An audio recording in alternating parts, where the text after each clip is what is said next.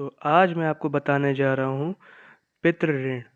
जैसा कि हम लोग जानते हैं कि हमारे सौर सिस्टम में 9 ग्रह हैं और 9 ग्रह के अलग-अलग प्रकार के पितृ ऋण होते हैं। जो हम लोग पिछले जन्म में नहीं किए रहते हैं, वही चीज़ें इस जन्म में पितृ ऋण के रूप में हम लोग को कष्ट भी देती है और हम लोग को समझाती भी है कि आप इसको करो। तो अगर मैं पहले पितृ ऋण की बात करूँ, तो वो किसी जातक की कुंडली में हो सकता है सूर्य पितृ ऋण। अब अगर मैं सूर्य पितृ ऋण की बात करूँ, तो सूर्य पितृ ऋण अगर किसी का है, तो उसके शुक्र और शनि भाव 5 में बैठे हो। अगर भाव 5 जैसे कि मैंने आपको बताया था कि ये हमारी कुंडली है और इसमें हमारे कई प्रकार के भाव होते हैं। तो अगर इसमें हम लोग 5वें भाव की बात करें तो 1, 2, 3, 4, 5। अब इस भाव में अगर शुक्र और शनि बैठ गए, मतलब ये जो है ये हम लोग का 5वां भाव है। मैं बार-बार यही बताने की कोशिश कर रहा हूँ कि ये जो है 5वां भाव है। ये ग्रह अलग होंगे यहाँ पे। हो सकता है यहाँ पे 11 लिखा रहे, हो सकता है यहाँ पे 9 लिखा रहे। तो ऐसे अलग-अलग जगह पे अलग-अलग चीज़ लिखे रहते हैं। लेकिन अगर मैं भाव के हिसाब से बात करूँ तो ये हो गया 5वां भाव। तो 5वें भाव में अगर शुक्र और शनि भाव बैठे हो 5वें भाव में, तो उसमें सूर्य पितृ ऋण हो जाता है। अब इसका क्या-क्या चीज़ें होते हैं, कैसे हम लोग पता करें कि भाई इसका सूर्य पितृ ऋण है? या तो हम लोग कुंडली से देख लें या तो उसकी हरकतों से हम लोग समझ जाएँ। अब अगर यदि किसी जातक का सूर्य पितृ ऋण है, वो व्यक्ति बहुत ज़्यादा पुराने रीति-रिवाज़ों को मानेगा नहीं। जैसे कोई भी पुराना रीति-रिवाज़ हो रहा है, पूजा-पाठ हो रही है, तो वो उसका अपमान करेगा या कहेगा ये सब कुछ नहीं होता है। तो ये सारी चीज़ें आ जाती है सूर्य पितृ ऋण में। और अगर मैं बात करूँ कि ये सूर्य पितृ ऋण कौन-सा बीमारी दे सकता है, तो ये अगर मैं देखूँ तो ये दिल की बीमारी दे सकता है। जैसे हार्ट अटैक हो गया या डिप्रेशन हो गया, ये सारी चीज़ें ये सूर्य पितृ ऋण के द्वारा जातक को मिलती है। और अगर मैं बात करूँ कि इसका उपाय क्या है, अब भाई किसी का सूर्य पितृ ऋण हो गया, तो उसका उपाय क्या हो सकता है? तो उसका एक ही उपाय है, वो है सिर्फ़ और सिर्फ़ सूर्य का यज्ञ करना। वो भी ऐसे अकेले नहीं, जैसे सगे-संबंधी सभी लोगों को इकट्ठा करके जितने भी परिवार के सदस्य हैं, उन लोगों को इकट्ठा करके एक सूर्य का यज्ञ होता है। ये किसी अच्छे ब्राह्मण के द्वारा कराया जाता है। तो ये हो गया सूर्य पितृ ऋण। अब अगर मैं बात करूँ, अगर मैं चंद्र का पितृ ऋण की बात करूँ, तो इसमें क्या होता है कि अगर केतु खाना नंबर 4 में बैठ जाए, यानी कि माता के स्थान पे, तो ये बन जाता है चंद्र का पितृ ऋण। ये कैसे होता है?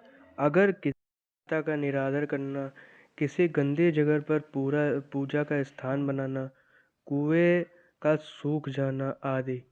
और अगर इसकी निशानियाँ हम देख सकते हैं, तो गंदी जगह पर पूजा स्थान बनाना या किसी भी इंसान की सेहत बहुत ज़्यादा खराब रहना। और कभी-कभी ऐसा भी देखा जाता है कि जिसकी जो इंसान का चंद्र पितृ ऋण रहता है, वो कहीं किसी भी चीज़ में हिम्मत हार जाता है बहुत जल्दी, बिना किसी वजह से भी।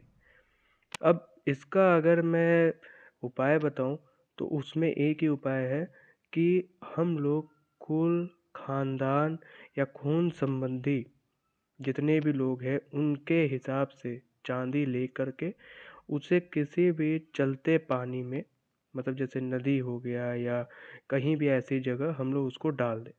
ये हो गया चंद्र का पितृ ऋण का उपाय। अब अगर मैं बात करूँ मंगल का पितृ ऋण, मंगल का पितृ ऋण जो होता है यही सबसे ज़्यादा बीमारियाँ देता है। हालाँकि सभी देते हैं, लेकिन मंगल का क्या होता है, ये खून संबंधी बहुत ज़्यादा बीमारियाँ देता है। अब अगर मैं खून संबंधी बीमारियाँ की बात करूँ, तो ये तब होता है जब किसी भी जातक की कुंडली में मंगल पहले या 8वें स्थान पे बैठ जाए। जैसे यहाँ या इस जगह 8वें स्थान पे बैठ जाए।